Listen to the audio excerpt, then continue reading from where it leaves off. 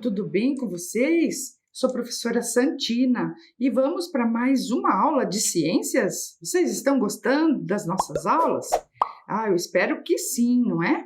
E para começar, você sabe, né, gente, que nós sempre relembramos aqueles nossos combinados super importantes e necessários, agora mais do que nunca. Então, lembrem lá? Lavar as mãos com água e sabão. Você já lavou as suas mãos? Aí antes da aula é importante que você vá lá e lave as suas mãos bem lavadinhas, daquele jeito que nós ensinamos vocês, né, a lavarem as mãos. E também vocês já podem aí pegando os materiais necessários para a nossa aula, lembram? Dos cadernos, das folhas de papel, o lápis, a borracha, os lápis de cor, o apontador, estejam ali com todos os materiais disponíveis ali próximo a você, para que, quando for necessário, você pegue para fazer as suas anotações. Tá certo aí? Então, e também, né, gente? Encontre aquele lugarzinho aí da sua casa, bem confortável, para assistir às aulas e também para fazer as suas tarefas e anotações ali durante a aula. Tá tudo pronto aí? Podemos começar? Então, quem está tudo organizado, já está organizado, anotem ali então a data de hoje e aula número 7 de ciências. Vou dar um tempinho para que você faça esses registros e eu já volto.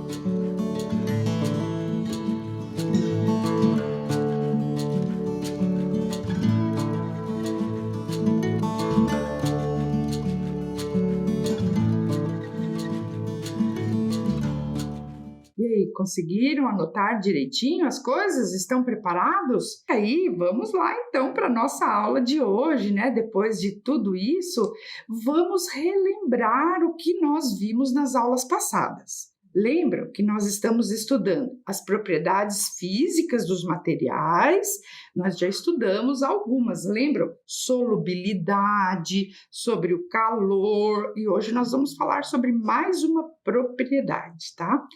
E também, na aula passada, nós falamos sobre vacinas. Estão lembrados dessa aula? Muito importante. E aí, lembram que nós falamos, né, a professora Franciane, ela falou sobre a caderneta de saúde da criança curitibana. Você encontrou a sua caderneta ali, pessoal? E vocês notaram que existem a caderneta de meninos e meninas. E vocês notaram se as vacinas são diferentes? Olhem aqui, lembram? Caderneta de vacina cor-de-rosa das meninas e azul dos meninos. E vocês notaram que as vacinas são sempre as mesmas, todas as pessoas têm que tomar as vacinas. E vocês lembram desse vídeo que nós passamos também, que explica bem direitinho como que as vacinas funcionam? Lembram desse vídeo? Se for preciso, vocês assistam novamente, né? Peça para um adulto ajudar você e assista novamente, porque é muito esclarecedor. Eles falam como que, por exemplo, a Fiocruz ou o Instituto Butantan, eles estão fabricando as vacinas, né? Falando nisso, eu trouxe aqui para vocês, lá do Instituto Butantan, tem uma publicação muito interessante que vocês podem procurar depois, né? Que falam assim que as vacinas são produzidas, né, a partir de vírus e bactérias que passam por um processo que deixam eles bem fraquinhos e sem forças. Lembram lá do vídeo que ele mostrou que é uma forma de produzir vacina. Assim, quando a vacina entra em nosso corpo, elas estimulam a produção de células de defesa. Lembram lá dos soldadinhos que fazem os anticorpos, que fabricam os anticorpos? Então, isso é importante, não é? Olhem aqui também, se você for vacinado, mesmo que entre em contato com os vírus ou as bactérias causadores de doença, você irá eliminá-los. Olha aqui essa imagem. Veja ali, quem está vacinado é como se estivesse, né, num escudo protetor. É importante tomar a vacina, não é? Porque as vacinas são poderosas ferramentas para a prevenção de doenças, pois elas ensinam o nosso corpo a combatê-las. Vocês lembram que nós começamos a trabalhar sobre as propriedades físicas dos materiais. Trabalhamos solubilidade, lembram daqueles experimentos que nós fizemos do que é solúvel, o que é parcialmente solúvel e o que é insolúvel na água? Também nós trabalhamos um pouquinho sobre o calor, quais são os materiais que são bons e maus condutores de calor, né? Que é a condutibilidade térmica. Lembram disso? Então, olha aqui essa imagem. Vamos relembrar um pouquinho, não é? Sobre o que é o calor. Lembram que o calor é uma forma de energia que passa de um corpo que é mais quente para um outro que está menos quente. Estão lembrados disso? Esse esqueminha aqui é muito legal. E também que existem alguns materiais que são bons condutores de calor e outros que são maus condutores de calor. Então, vamos relembrar aqui alguns exemplos. Olha só, tem muitos objetos que nós temos na nossa casa que são feitos de materiais que são maus condutores de calor. Então, por exemplo, olhem ali, as luvas e aqueles pegadores de panela, a colher de madeira, quando nós vamos, né, mexer lá um alimento quente, ou aqueles copinhos de isopor, né, para manter o café quente. Eu trouxe aqui, por exemplo, ó, essas luvas de cozinha, elas são feitas de um material, né, que são fibras, que faz com que o calor não passe lá para a nossa mão. Então, é uma forma de nos proteger. Também a colher de pau, ela é mal condutora de calor, né? Essas colheres que são feitas de madeira. Ou então, aqui, vocês lembram dessas... Conhecem luvas de silicone, que também elas são maus condutores de calor, por isso que nós utilizamos muito ali na nossa casa para nos proteger contra queimaduras, né? Nós até vamos falar disso depois, não é? Outras coisas aqui também, olha só. Aquelas caixas de isopor que agora a gente está vendo bastante, né, nos noticiários, eles estão transportando as vacinas. Ou então essas caixas térmicas que a gente usa quando vai fazer um piquenique, por exemplo, para conservar os alimentos, né, ou as bebidas. Então, como que funciona isso, não é? Vejam aqui, as caixas de isopor ou de plástico, elas são utilizadas para conservar a temperatura, no caso ali da vacina, não é? Ou do alimento ou da bebida. Esses materiais, o isopor ou essas caixas térmicas, né? Elas funcionam como isolantes térmicos, então não deixa o calor do ambiente, que é maior às vezes, né, para a vacina ou alimento que está dentro dali da caixa. Evitam essas trocas de calor entre a vacina, o alimento e o meio externo, né? Mantendo a temperatura ali dentro por mais tempo. E dessa forma conserva melhor, então, o alimento ou a vacina. Entenderam aí, gente? Também nós falamos na aula passada, lembram aqui? Olha só, sobre as blusas de lã, os casacos, os gorros, as luvas que nós usamos, não é? E também quando vamos, né, por exemplo, acampar, utilizamos os sacos de dormir, que às vezes são feitos ali recheados com penas de ganso ou fibras de vidro, né? Vocês já ouviram falar disso? Então, esses materiais são exemplos de isolantes térmicos, pois eles dificultam a entrada ou saída de calor de um corpo ou do ambiente para o outro, onde é mais quente para menos quente. Entenderam isso? Lembram, né, dos exemplos que nós fomos falando aqui? É muito importante a gente entender bem o que é a energia térmica. Vejam aqui esse outro exemplo, não é? Então, as panelas, né, que tem esse cabo que é feito de um material chamado de baquelita, né? Até eu trouxe aqui, por exemplo, uma caneca que tem esse cabo diferente, que a baquelita é um material que é mau condutor de calor.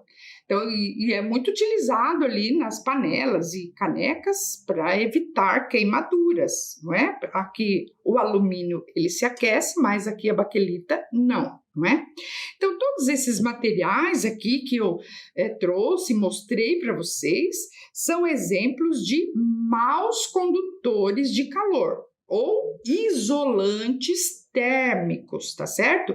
E essa capacidade de isolar, né, o calor, de ser mau condutor de calor, isso é uma propriedade física que alguns materiais têm, né, de dificultar a entrada ou a saída de calor de um corpo para o outro. Entendido isso, gente? Então, o que é um mau condutor de calor ou um isolante térmico, né, relacionado à energia térmica, ao calor, tá certo? Aqui também eu trouxe um outro exemplo. Olhem aqui, ó. Vocês já devem ter visto os fios e cabos, né, de energia, que eles são feitos, eles são encapados, né? Essa capinha ali dos fios é um material que é plástico ou emborrachado, que é um mau condutor de calor também, para evitar ali o aquecimento dos fios e também evitar o curto-circuito, não é? Então, a capinha do fio, ele é feito de um material que é mau condutor de calor, né? Para não aquecer os fios, tá? Agora, existem também aqueles materiais que são bons condutores de calor, que se aquecem facilmente, também são utilizados. Por exemplo, olhem aqui, as panelas, não é, que nós temos em casa são feitos aí de metais como o alumínio, ferro, cobre, não é? Elas esquentam rapidamente. Então a gente, né, pode cozinhar ali os alimentos. Então são exemplos de bons condutores de calor, né? Aqueles materiais que esquentam com facilidade. Então, por exemplo, o alumínio, o cobre, os talheres, né, que são feitos de alumínio, de prata, de aço, não é? Também são exemplos de materiais bons condutores de calor, tá? É super importante nós sabermos quais são esses materiais para evitar acidentes, né, que acontecem muito na cozinha da nossa casa. E também, pessoal, vocês lembram desse experimento aqui que nós fizemos na aula passada? Você conseguiu aí reproduzir, fazer ali junto com seus familiares? Lembra que nós colocamos uma pilha de moedas e uma tampinha de plástico, e em cima de cada um deles uma pedrinha de gelo. E lembram qual cubo de gelo que derreteu mais rápido? Estão lembrados disso? Quem que conduz mais, que é bom condutor de calor aí, o plástico ou o metal, como por exemplo as moedas, né, que são feitas ou de alumínio, de cobre, não é? Lembram dessa resposta? Olha lá, ó. Então, o cubo que estava sobre as moedas, porque o cobre ou o alumínio, né, das moedas transfere melhor o calor, fazendo com que o gelo derreta mais rápido. É bem jóia esse experimento, né? Então, hoje eu trouxe aqui um vídeo do professor arquiteto Gilson Werneck, que ele fez um experimento para mostrar para os seus alunos da universidade onde ele trabalha sobre o conforto térmico.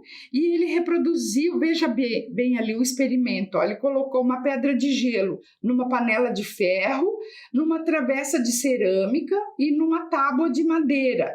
E aí ele filmou durante um tempo e verificou em qual material que conduz melhor o calor e, por isso, então, o gelo vai derreter mais rapidamente. Qual deles você acha que vai acontecer isso? Vamos assistir ao vídeo, então?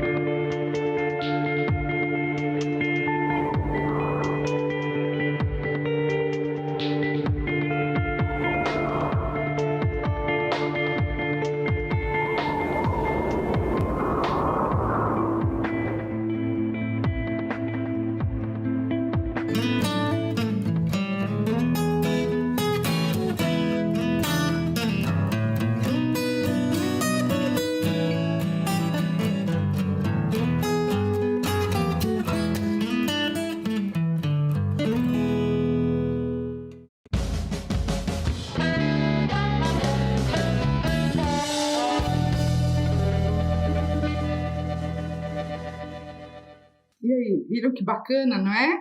Qual foi, então, o material que é melhor condutor de calor ali no caso? Foi a panela de ferro, não é? Viram que legal isso? Muito joia. E então, aqui, gente, eu tenho uma tarefa para vocês, né? Eu quero que vocês pesquisem ali e preencham essa tabela aqui com imagens ou desenhos de objetos feitos com materiais bons condutores de calor e objetos feitos com materiais que são maus condutores de calor ou então isolantes térmicos. Vou dar um tempinho para você copiar essa tarefa.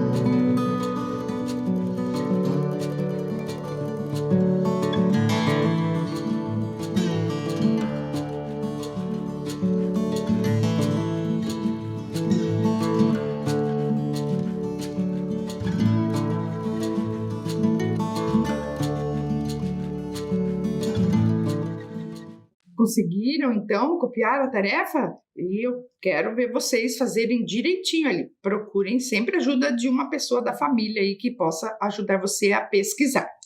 E aqui eu trouxe uma atividade para a gente fazer agora juntos. Olhem aqui.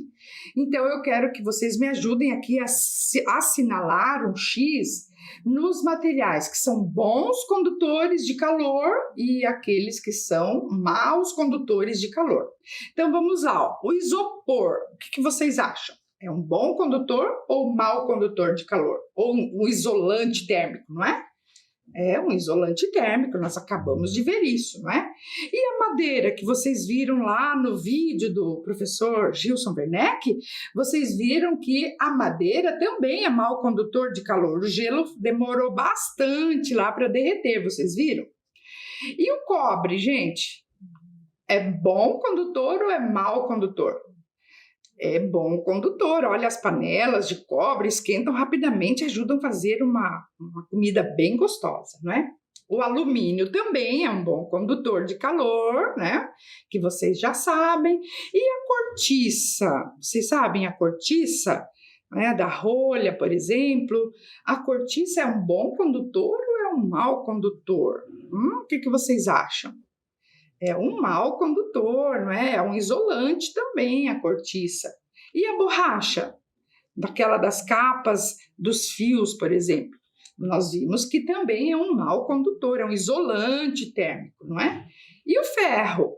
O ferro é super bom condutor, né? Por isso o eletrodoméstico que nós usamos para a roupa ficar bem esticadinha se chama ferro elétrico. E ela esquenta bem para a gente passar roupa, não é?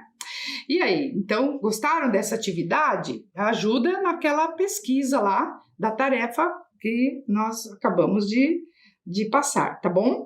Gente, além do calor, também existe uma outra forma de energia que todos vocês já conhecem, já ouviram falar, que é a energia elétrica. Né? A energia elétrica também é uma forma de energia que pode ser transferida entre os corpos, de um corpo para outro, tá? Então, você já deve ter pensado o que faz as lâmpadas se acenderem, né? Vocês podem pensar, mas de onde vem a energia elétrica? Olhem esse esquema aqui, que é da Copel, não é? A nossa empresa aqui de energia elétrica, e ela está contando aqui nesse esquema como que a energia elétrica ela chega até as nossas casas.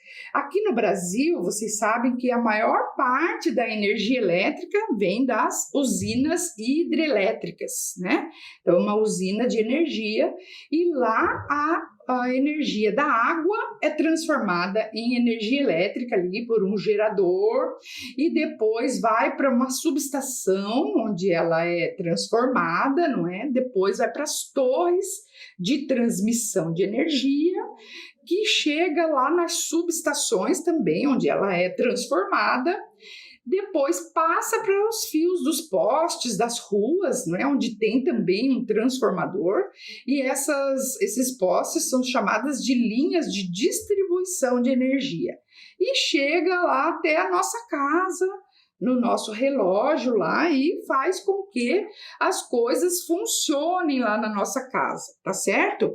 Então, a energia elétrica, a eletricidade, ela está presente na nossa vida, tudo, né, que nós fazemos, a eletricidade está presente. Nos dias de hoje, quase todas as coisas, né, são movidas à eletricidade. Mas também não é só, né, nos fios e nas tomadas. Vejam aqui essa imagem, a eletricidade também ela pode estar acumulada nas nuvens, né, que nós percebemos isso pelos raios, né? Os raios são descargas elétricas que ocorrem lá na atmosfera. E essas descargas produzem esses clarões que nós chamamos de relâmpagos. E depois do relâmpago sempre vem um som muito forte que nós chamamos de trovão, que é uma outra forma de energia também. Então, a eletricidade, né, ela é também uma forma de energia que é usada né, para muitas utilidades, não é, na nossa vida, né? Então, por exemplo, ali, ó, funcionamento dos eletrodomésticos. Vejam, a máquina de lavar roupa, por exemplo, ou então as lâmpadas, não é, que nós temos, e todos os outros equipamentos, a televisão, até para carregar os nossos celulares, todos os nossos eletrodomésticos ali. Então, observem aqui essa atividade que eu vou passar para vocês. Observe essa cena aqui, né, de uma cozinha e identifique nela aqui quais equipamentos que precisam de energia elétrica para funcionar. Olhem ali, ó. Veja bem, depois vamos escrevendo ali no seu caderno, tá? Aproveite ali. Então, vamos aqui juntos a gente fazer? Então, olhe lá, o micro-ondas precisa de eletricidade para funcionar. O liquidificador, o fogão também tem muitos acendedores automáticos, não é? As cafeteiras, ali que está em cima da pia, a geladeira, não é? O que mais ali que você pode observar? Observe ali agora, também na sua casa, não é? O que tem na sua cozinha ou na sua sala, no quarto? Quais são os aparelhos, os objetos, as coisas que vocês têm que precisam da energia elétrica para funcionar? Observe ali um pouquinho, tá? E se você não puder agora, né, que nós estamos aqui participando da aula, você pode fazer isso depois e anotar, ó, isso eu já vou dar uma tarefinha para você, não é? Então, eu quero que você observe ali a sua casa e preencha esse quadro aqui com atividades ou objetos ou instrumentos, coisas que vocês têm ali que precisam da energia elétrica para funcionar. E escrevam ali nessa primeira coluna. E também eu quero que vocês observem ali na sua casa quais objetos ou quais atividades que você faz que não precisa da energia elétrica. Então, observem bem, pense ali, vou dar um tempo para você copiar essa tarefa e eu já volto, tá?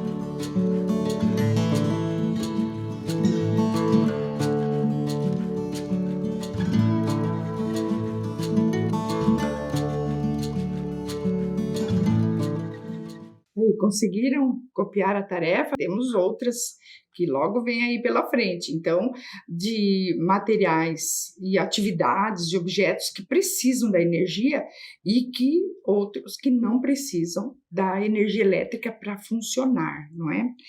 Mas aí eu quero perguntar para vocês, então, quais materiais que conduzem agora a energia elétrica? Lembra que nós falamos da energia térmica lá do calor? Será que a energia elétrica também é conduzida de maneira diferente ali, dependendo do material? Será que também existem bons condutores de energia elétrica e também maus condutores de energia elétrica? O que vocês acham disso? Não é? Então, para responder, eu trouxe aqui uma situação para vocês pensarem. Então, olha só. Uma família está fazendo ali a reforma em sua casa. E a mãe foi comprar alguns cabos elétricos, né, para fazer a fiação lá. E daí, pesquisando em sites lá de venda nas lojas, ela encontrou um produto que diz assim: cabo indicado para eletrodomésticos, micro-ondas e secador de cabelo. O produto é um cabo flexível e o material condutor é o cobre. Então, dentre ali esses dois materiais que vocês estão vendo ali no fio, não é? Qual deles é que conduz a eletricidade? O que você acha? É o cobre ali que está encapado pelo plástico ali, pela borracha? Qual o material que é utilizado para conduzir a eletricidade? Qual que é? Então, vamos lá, né? Vamos explicar que a condutibilidade elétrica agora, então, também é uma propriedade dos materiais, né? Que indica a facilidade com que esse material conduz a energia elétrica. De forma geral, os metais são bons condutores de energia elétrica, como, por exemplo, o cobre, o ferro, não é? Então, ali no caso, o cobre é um bom condutor elétrico. Por isso, ele é muito usado na fabricação de fios, tá? Então, entenderam ali qual que é a resposta daquela situação? Então, olha aqui, ó, concluindo, né? Alguns materiais não permitem a passagem da corrente elétrica. Daí são chamados de isolantes elétricos. Até existe, né? Você deve conhecer ali que existe uma fita isolante, né, que faz com que isole ali os fios para que não passe a corrente elétrica, tá? Também, olha aqui, ó, esses objetos. Você já reparou ali, ó, que muitos desses objetos que nós usamos, ferramentas, alicates, né, chave de fenda, eles possuem um material de plástico no local de apoio, onde a gente vai colocar a mão, não é? Por que é feito de outro material que não é de metal? Vocês sabem a resposta? Com certeza, né? Porque esses materiais ali de plástico ou emborrachado, eles são isolantes elétricos, não é? Olha só essa outra situação aqui que eu vou considerar uma atividade para a gente pensar juntos agora. Vejam essa imagem que está mostrando ali um profissional, um eletricista, né? Um profissional que faz a manutenção de redes elétricas. Então, eles usam sempre, às vezes, botas, luvas, capacetes e outros, né, equipamentos de segurança. E esses equipamentos, em geral, são feitos de borracha, né, e não podem ter nenhum detalhe em metal. Explique para mim por que essas recomendações são importantes. O que você acha, hein? Vou dar um tempinho ali para você pensar e explicar isso aqui no seu caderno, tá bom? Vamos lá.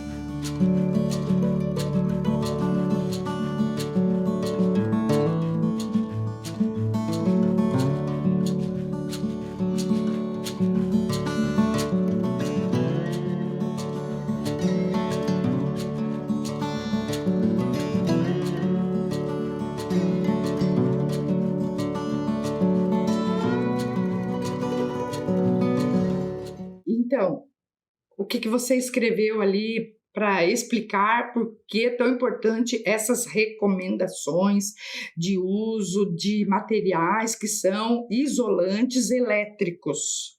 O que vocês acham? Então vamos lá, né? A explicação.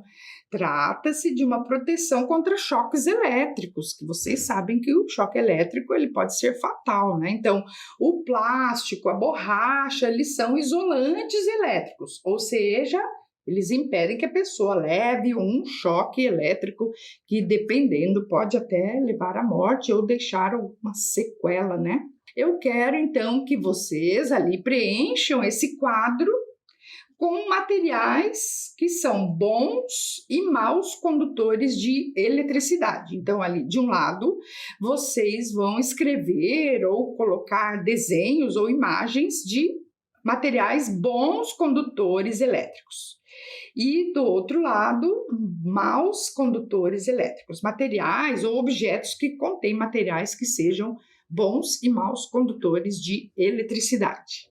Combinados? Eu vou dar um tempinho para que vocês possam copiar a tarefa. Já volto.